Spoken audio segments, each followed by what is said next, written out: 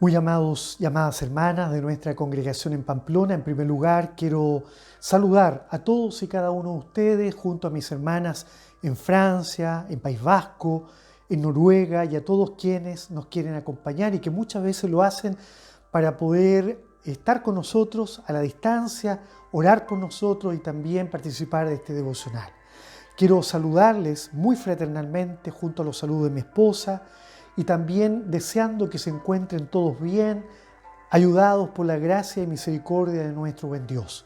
Quiero invitarles a que participemos de nuestro devocional de hoy domingo 20 de febrero y lo hacemos en el nombre glorioso de nuestro Señor y Salvador Jesucristo. Amén. Y para eso leeremos la palabra del Señor, como es nuestra costumbre, en 2 de Samuel, capítulo número 24, versículo número 14 en adelante. Es la oportunidad para que usted pueda leer desde su propia Biblia o poniéndose de pie, seguir la lectura de la palabra del Señor en forma solemne. Y lo hacemos en el nombre glorioso de nuestro Señor y Salvador Jesucristo. Amén. Entonces David dijo a Gad: en grande angustia estoy. Caigamos ahora en mano de Jehová, porque sus misericordias son muchas, mas no caiga yo en manos de hombres. Y Jehová envió la peste sobre Israel desde la mañana hasta el tiempo señalado, y murieron del pueblo desde Dan hasta Beerseba 70,000 hombres. Y cuando el ángel extendió su mano sobre Jerusalén para destruirla, Jehová se arrepintió de aquel mal y dijo al ángel que destruía al pueblo: basta ahora, detén tu mano. Y el ángel de Jehová estaba junto a la era de Arauna Jebuseo. Y David dijo a Jehová, cuando vio al ángel que traía al pueblo: yo pequé, yo hice la maldad. ¿Qué hicieron estas ovejas? Te ruego que tu mano se vuelva contra mí y contra la casa de mi padre. Amén. Amén. Gracias doy al Señor en primer lugar por esta tan linda oportunidad que me da, como siempre, de poder participar de este devocional, de este nuevo devocional y dirigirme a todos y cada uno de ustedes. Muy agradecido por la vida que Dios nos da, la salud, porque confío que Dios lo está haciendo con ustedes también, de donde usted esté, allí donde usted se encuentre, usted y los suyos estarán guardados, no hay duda, bajo la mano poderosa del Señor. Antes de mirar la palabra del Señor, quiero informar que hace algunos días estuvimos en reunión junto a nuestro amado pastor, nuestros hermanos guías de nuestra iglesia acá en España, y tomamos algunos acuerdos, y entre ellos les comparto que a partir del día de mañana, desde mañana vamos a partir con una cadena de oración. Una cadena de oración semejante a la que estuvimos realizando durante la semana de las conferencias. Desde 8 a 9 de la noche van a orar los hermanos de la juventud. Desde las 9 a las 10 de la noche van a orar las hermanas casadas, las hermanas Dorcas. Desde las 10 a las 11 de la noche oraremos los hermanos casados, los hermanos voluntarios.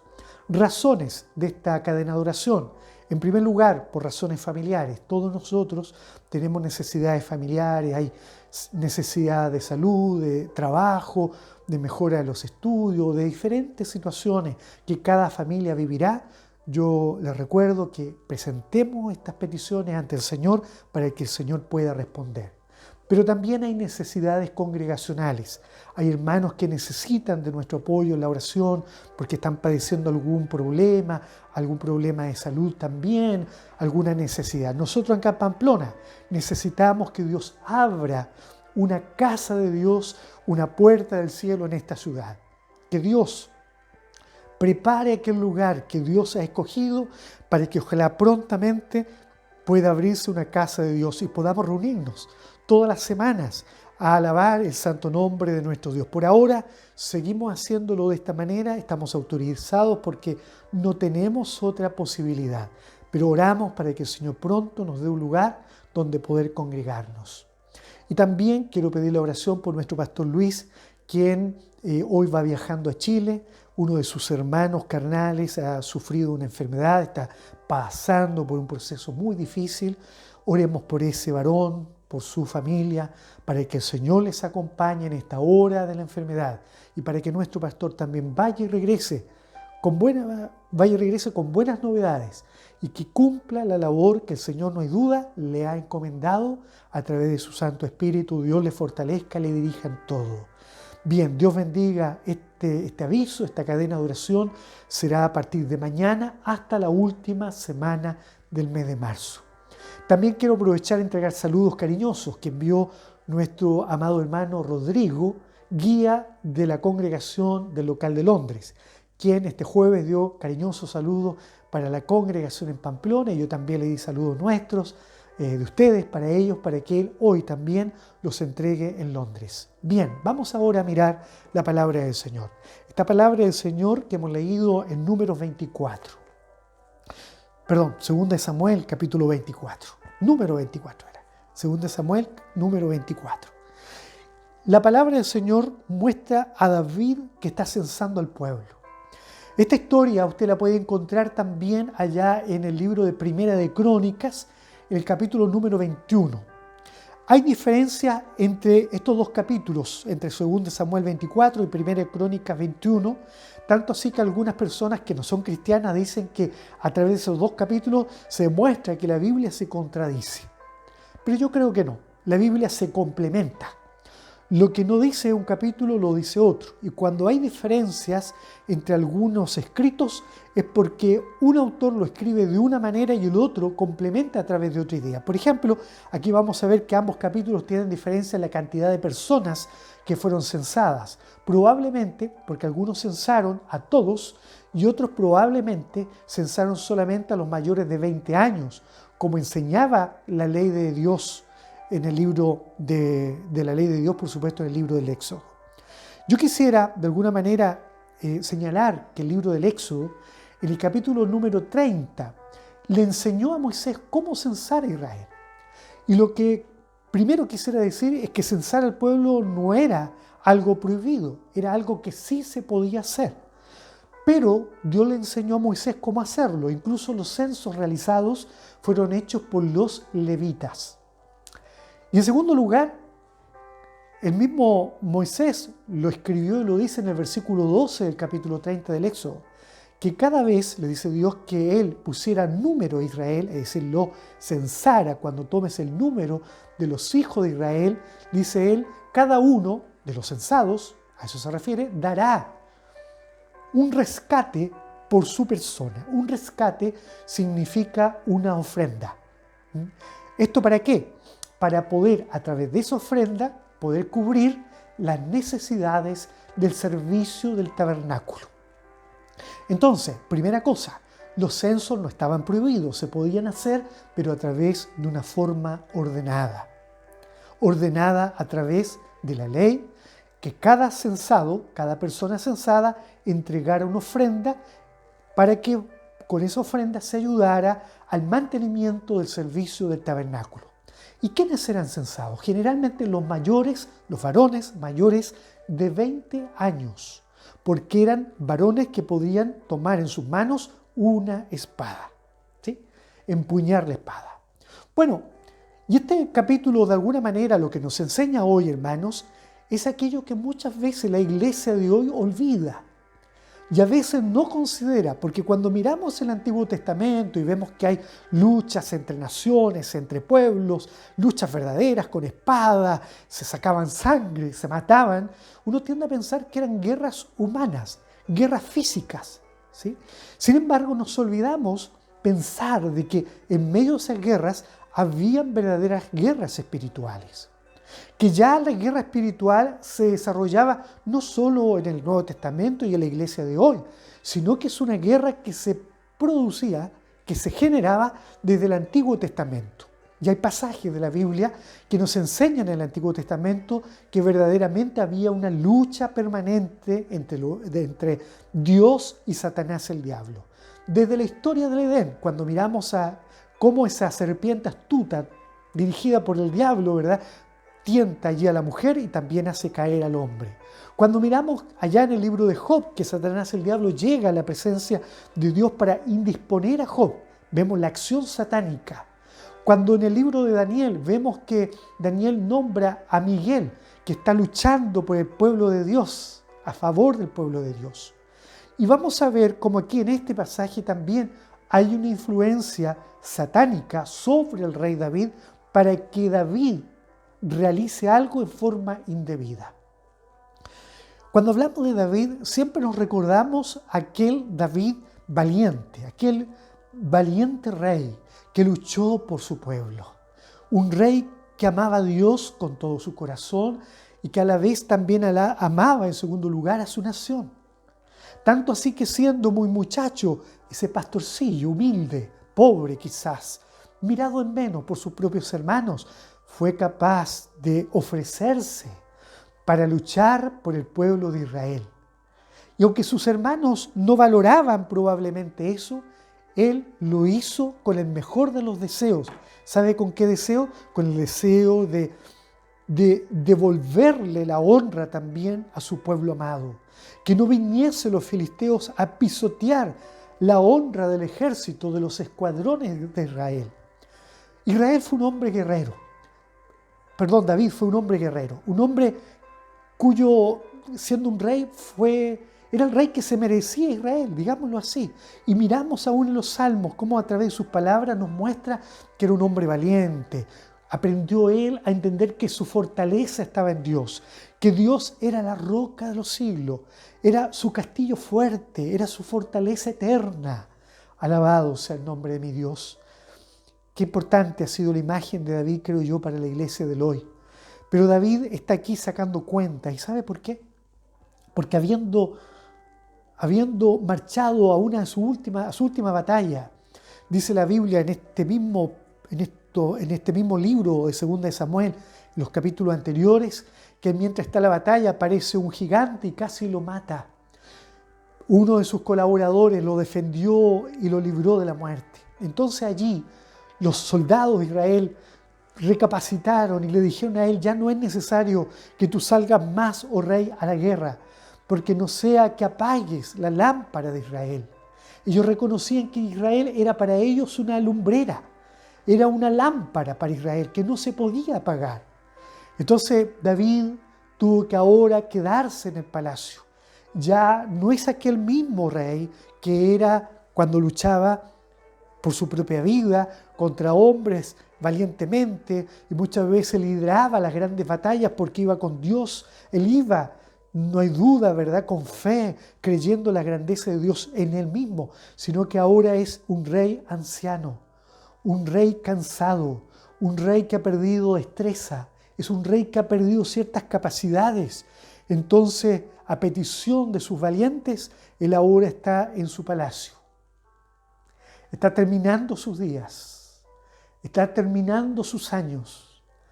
Allí sabe Dios que prontamente David se va a dormir por la eternidad.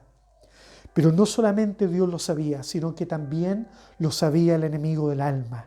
Hermanos, qué importante es poder velar cuando estamos en nuestros hogares también. Muchas veces oramos cuando vamos a la calle, cuando vamos al trabajo, cuando vamos a la universidad, cuando vamos a estudiar a la escuela, cuando vamos a buscar a un niño al colegio. Tenemos que estar clamando siempre. Muchos cristianos no se relacionan mucho con el mundo exterior porque tienen miedo a la tentación. Y no se dan cuenta que cuando el enemigo del alma quiere tentar a un cristiano, muchas veces lo va a buscar a su propia casa. Escuche bien, el enemigo nos va a buscar a nuestra propia casa. Cuando miramos la palabra del Señor, 2 Samuel capítulo 24 que hemos leído, si usted ve el versículo 1, dice, aquí vemos de que Dios e Israel vivían una vida de amor y desencuentros. Dios siempre les amaba, siempre mostrando su misericordia y su paciencia, pero Israel, desencontrándose con su Creador, siempre desobediente y rebelde. Entonces dice así: volvió a encenderse, verso 1, la ira de Jehová contra Israel. Dice, e incitó a David contra ellos a que dijese: ve, haz un censo de Israel y de Judá. Entonces, claro, por un lado Dios está molesto, encendido en ira contra Israel. Y uno se pregunta, pero ¿cómo es que Dios le incita a David a cometer un error? Si la palabra del Señor dice que Dios no tienta a nadie, Dios no puede ser tentado y Dios no tienta a nadie. Entonces, complementémoslo con Primera de Crónicas, capítulo 21. Cuando usted ve el versículo 1 de ese capítulo, habla y dice que, pero Satanás, dice así, se levantó contra Israel e incitó a David contra Israel, a censar a Israel. Entonces, la pregunta es, complementando ambos relatos, ¿quién es el que incita a David? No es Jehová mismo, sino más bien es Satanás el diablo, quien, siendo, no hay duda, permitido por Dios que así sea, porque Dios permite que Satanás el diablo nos incite, ¿verdad? Satanás el diablo no puede hacer nada sin que Dios se lo permita. Debemos entender que muchas veces somos tentados a causa de nuestras propias concupiscencias. Es decir, porque yo soy malo, yo soy tentado de mis propios deseos humanos. Pero muchas veces el enemigo viene como un gran tentador, pero él lo hace con la permisión de Dios. A lo mejor a solicitud. Si usted mira, el Señor le dice a Pedro en su momento, Pedro le dice, he rogado por ti para que tu fe no falte, le dice, porque Satanás el diablo te ha pedido para zarandearte. Satanás el diablo, hermanos, muchas veces pide a los cristianos. Usted puede pensar en algún momento difícil y duro de su vida, algún momento crítico en la historia de su propia vida, de su propia biografía. Cuéntenos usted podría contarnos cómo lo vivió, cómo fue ese proceso. No hay duda un momento de angustia, de aflicción. Entonces, usted pensará, ¿es Dios que le manda la aflicción? Probablemente, Dios lo ha permitido así. Pero muchas veces el enemigo del alma también nos pide como a Pedro y nos incita como a David. ¿A qué? A cometer un error. Y esto es algo que debemos reflexionar en esta hora. El enemigo nos puede venir a buscar, a incitar a nuestra misma casa. David no sabía que él estando en el palacio, aunque él no estaba en el campo de batalla, él estaba en el palacio, pero estaba luchando. Él estaba viviendo las últimas batallas de su vida. Y esas batallas no eran batallas humanas, eran batallas espirituales. Eran batallas con el verdadero enemigo del alma. Porque, hermanos amados, muchas veces creemos que los enemigos son los incrédulos, que los enemigos son los ateos, que los enemigos, y aquí está el peor error, son los de otras iglesias, olvidándonos que los que no son contra nosotros, dijo el Señor, por nosotros son. Hoy día la gran batalla religiosa no se vive entre cristianos y ateos, sino que se vive entre cristianos. Muchos de diferentes denominaciones, el diablo les incita a buscar los errores de sus hermanos para atacarlos. ¿Qué pensará Dios de esto? ¿Cuál será la mente de Dios? ¿Dios me incitará a mí a buscar el error de mi hermano para yo objetarlo, para yo criticarlo, para yo juzgarlo? Cuando la misma palabra del Señor nos enseña, no juzguéis a nadie. No juzguéis a nadie. Hermanos amados, ayúdenos el Señor. Ayúdenos para darnos esa visión que creo yo a David le está faltando. En este pasaje, David ha perdido un poco de visión espiritual. Qué triste, hermanos, cuando quizás no nos damos cuenta que hemos hecho las cosas tan bien, quizás hemos hecho cosas bonitas, pero es una pequeña cosa, una mala decisión, nos puede enemistar con el amado de nuestra alma. Sobre todo, hermanos queridos, que muchas veces no consideráis que estáis viviendo los últimos días de la vida. A lo mejor hermanos que no necesariamente son adultos mayores, pueden ser jóvenes, pero a lo mejor están viviendo sus últimos días, no lo sabe usted. Sus últimos meses, son sus últimas semanas las que vienen. Usted dirá, no estoy enfermo de nada, y se lo atropella un camión. Hermano, ayúdenos Dios. David está viviendo sus últimos días y está viviendo una gran lucha espiritual. ¿Y sabe qué ocurre? Toma la decisión de censar al pueblo. Él no se da cuenta que él está tomando la decisión en contra de la ley. Éxodo capítulo 30, versículo 12. Lo dijimos recién. Él no se da cuenta que con su decisión se está levantando contra la ley, que está ofendiendo la ley de Dios, que está ofendiendo a Dios mismo, a su amigo, aquel que le ha acompañado en todas las batallas. Hermanos amados, nunca ofendamos a Dios, que nuestras decisiones no incumplan la ley y la palabra de Dios. Y miramos que David tomó la decisión, mandó a llamar a Joab, a sus capitanes. Dice que Joab y los capitanes probablemente quisieron hacerle cambiar su intención, pero dice que prevaleció la voz del rey. La decisión del rey prevaleció. Ellos durante 9 meses estuvieron censando, y cuando volvieron a David, claramente David, al ver que él había censado, ellos le traen un número que es distinto al de Primera de Crónica, lo decíamos recién, pero ese número probablemente es porque algunos consideraron a los mayores de 20 solamente y otros también consideraron a los hombres menores de 20. Pero luego que ellos censaron, luego de estos 9 meses, David reconoce que ha cometido un error. Ahí reconoce. Y dice en el verso 10, dice, después que David hubo censado al pueblo, le pesó en su corazón. Le pesó. El pecado pesa, hermano. Genera dolor. Y dijo David a Jehová, yo he pecado gravemente por haber hecho esto. Mas ahora, Jehová, te ruego que quites el pecado de tu siervo, porque yo he hecho muy neciamente. He pecado gravemente y he actuado, he hecho neciamente. El enemigo del alma, hermanos, quiere que pequemos gravemente y que actuemos neciamente, que no seamos sabios, sino que pequemos neciamente. David, ¿por qué censó a Israel? ¿Qué habrá pasado por su mente? Quizás el deseo de terminar con algo grande, terminar sus días dejando escrito su nombre en la historia, diciendo, esta es la cantidad de ejércitos que yo he dejado en Israel.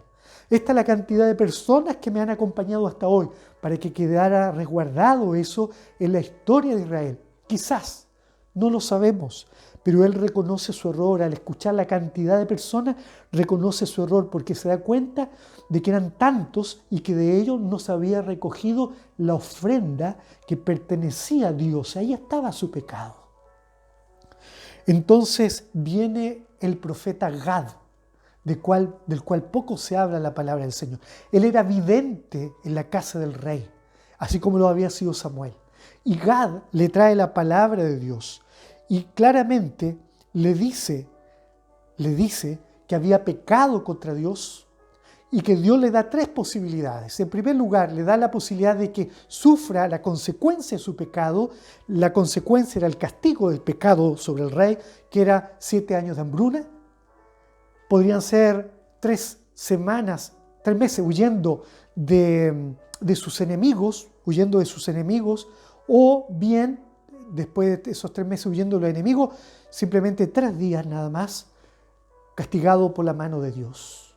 Entonces David le responde lo que hemos leído. En grande angustia estoy, le dice. Caigamos ahora en manos de Jehová, porque sus misericordias son muchas más. Dice, no caiga yo en manos de hombres. Es decir, que para David era mucho mejor sentirse castigado por Dios que perseguidos por sus propios enemigos, porque él confiaba en las misericordias de Jehová. Y Jehová envió la peste sobre Israel durante esos días. Hermanos amados, 3 días de peste. Un ángel, el ángel de la muerte, visitó Israel y desde un lugar al otro murieron 70,000 hombres. Y cuando el ángel llega a destruir Jerusalén, cuando extendió su mano sobre Jerusalén para destruirla, Jehová se arrepintió de aquel mal y dijo al ángel, al ver obviamente las palabras de David, le dice al ángel, basta ahora, detén tu mano. Y el ángel de Jehová estaba junto a la era de Arauna, Jebuseo, de un hombre que tenía unas fincas, un lugar de siembras. Y Gad, el profeta, vino a David, porque David dijo a Jehová, cuando vio al ángel, yo pequé, yo hice la maldad. ¿Qué hicieron estas ovejas? Mire, ahí renace en él. David se reencuentra con su vocación pastoral, la que había dejado, la que había abandonado cuando era un muchacho para ser un rey. Y ahora, estando honrado, comete errores que como muchacho no cometió. Pero dice, del pueblo: ¿qué hicieron estas ovejas? Te ruego que tu mano se vuelva contra mí y contra la casa de mi padre. Hermanos amados, qué lindo sería poder profundizar más, porque aquí hay más enseñanza en esta palabra que llena mi corazón de ganas de decir todo lo que sucedió después, a lo mejor en otra oportunidad. Pero quiero terminar este devocional pensando cuántas veces cometemos errores en la vida y no nos damos cuenta, como David. David pensaba que lo estaba haciendo bien, pero eso no nació de él, sino que había una influencia demoníaca. Crónica decía, Satanás, dice, incitó a David. ¿Qué dice la palabra del Señor? Efesios capítulo 6, que nos armemos de toda la armadura de Dios, verso 12, porque no tenemos luchas contra sangre ni carne, sino, dice Pablo, contra potestades, contra principados, contra los gobernantes de las tinieblas de este siglo, es decir, de este momento que nos ha tocado vivir.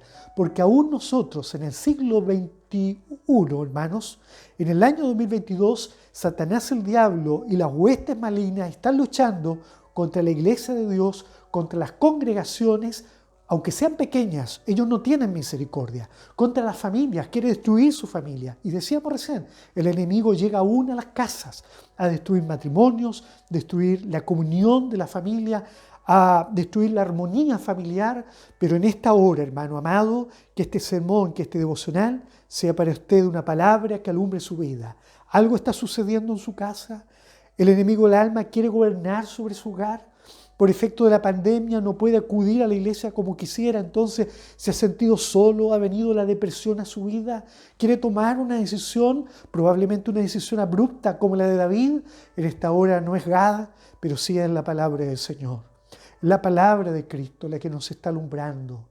No tomemos decisiones, no nos sintamos incitados y obligados a actuar, no actuemos neciamente, no seamos rápidos para actuar y pecar gravemente ante Dios, sino que la oportunidad está para que nos armemos de la armadura de Dios y comprendamos de que, como dice la misma palabra del Señor, las armaduras, las armas de nuestra milicia no son carnales, sino que son poderosas en Dios, como lo dice Pablo a los Corintios, poderosas en Dios para la destrucción de fortalezas. Aquellas fortalezas que nos quieren atacar sean destruidas en el nombre del Señor. Amado hermano, que Dios bendiga este devocional en nuestras vidas, y si alguno hubiere pecado, abogado tenemos para con el Padre, a Jesucristo el justo. Todo pecado Dios lo puede perdonar. Basta que en esta hora usted clame a Dios y Dios le va a oír, le va a responder y le va a ayudar a poder terminar sus días como Dios quiere que los terminemos. Quiero terminar con una pequeña historia. Se dice que hubo un rey griego que un día invitó a un gran sabio a pasearse por Sardis, la ciudad que él gobernaba. Una gran ciudad. Y luego que le mostró todo lo hermoso, se sentó el rey en su palacio y muy sentado le pregunta al gran sabio: ¿quién crees tú que es la persona más feliz del mundo?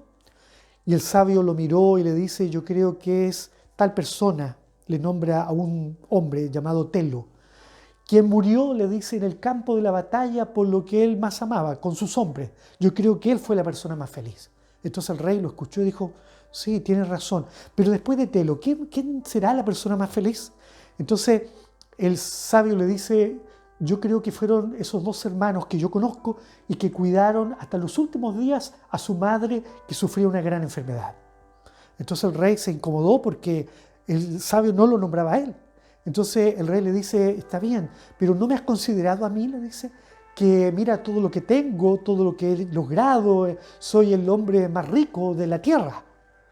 Entonces el sabio lo miró y le dice: pero ¿por qué te afanas por pensar de que puedes ser la persona más feliz del mundo, una persona joven que todavía no ha terminado su vida y no sabe qué le depara el futuro? Entonces el rey se quedó con esa idea y bueno, entendió lo que le quería decir el sabio. De hecho, el sabio le dijo: ¿tú crees que eres el más feliz porque tienes mucho oro y plata? Bueno, pasó el tiempo y llega el momento en que los persas, sobre todo el gran rey Ciro, tomó la ciudad de Sardis y tomó a este rey prisionero. ¿Y sabe qué ocurrió? lo tomó y lo condenó a la hoguera. Y cuando lo amarraron y lo empezaron a quemar en la hoguera, se encendió el fuego, cayó lluvia del cielo, apagó el fuego, y el rey, en ese momento, a punto de morir, al ver lo que había ocurrido, él dice: yo ahora soy la persona más feliz de la tierra, porque aunque no tengo nada, pero tengo por lo menos vida. Y el rey, su enemigo que lo escuchó, él le pregunta qué es lo que estaba diciendo, y al saber la historia del mismo sabio, tomó la decisión de perdonarle la vida y tenerlo en su casa viviendo allí hasta por mucho tiempo más. Hermanos, ¿quién es la persona más sabia de nuestra congregación? ¿Será usted? ¿Seré yo? Seamos, más felices. Seamos felices con lo que Dios nos da. No nos preocupemos de hacer una gran proeza en nuestra vida como lo pensó David. No queramos extender nuestra fama más allá de lo que Dios nos permite. Seamos como seamos y con esto estemos felices. Porque no hay nada más feliz que tener lo que Dios quiere que tengamos. Que el Señor nos bendiga. Pidamos la bendición del Señor. En esta hora, Padre, te doy gracias por esta palabra. Te agradezco que nos enseñes este mensaje y que nos ayudes a comprender que debemos estar felices y alegres con todo lo que tú nos das. Haz que esta palabra alumbre a mis hermanos, alumbre mi vida, y que podamos verdaderamente no cometer errores, ni ser incitados por el diablo a cometer el error más grave de nuestra existencia. Todo te lo ruego, Padre, por Cristo tu Hijo, mi Señor. Amén. Que el Señor les bendiga, y todos invitados a nuestro próximo devocional. Dios les bendiga.